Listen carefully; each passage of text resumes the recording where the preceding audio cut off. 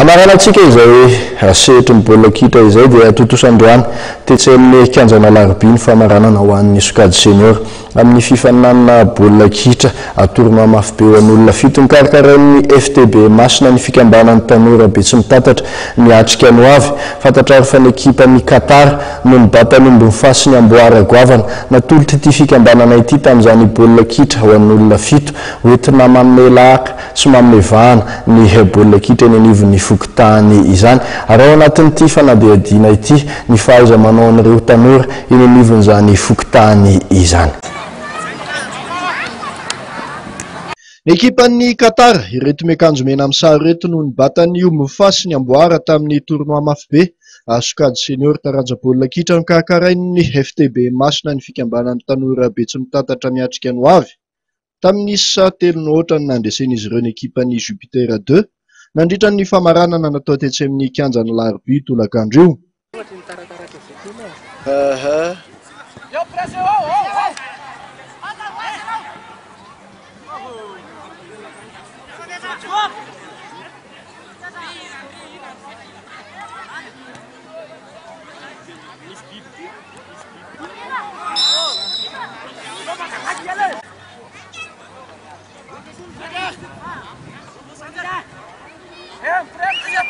Efa any amin'ny dingan'ny fifanitsanana dia fahitany songadina ireto ekipa roa niatrika ny famaranana ireto.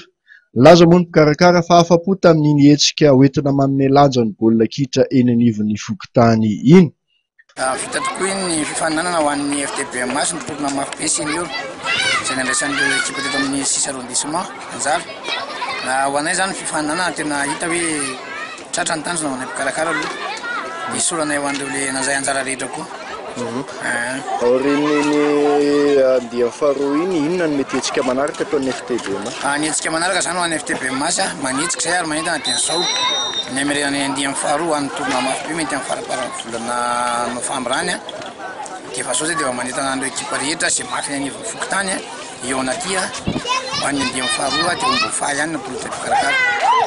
Marihana fa mbola hitora-pitso eny amin'ny kianjana Alarobia ity hetsika karakarain'ny FTB Masina ity ka ireo sokajy zandriny indray no hiditra amin'ny dingan'ny famaranana.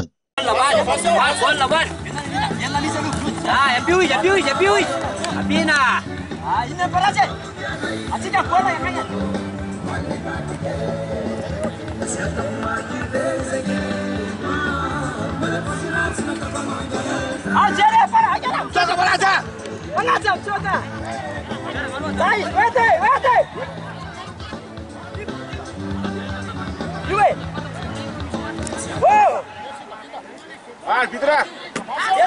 Bola lewat! Mana lewat? Ini jatuh!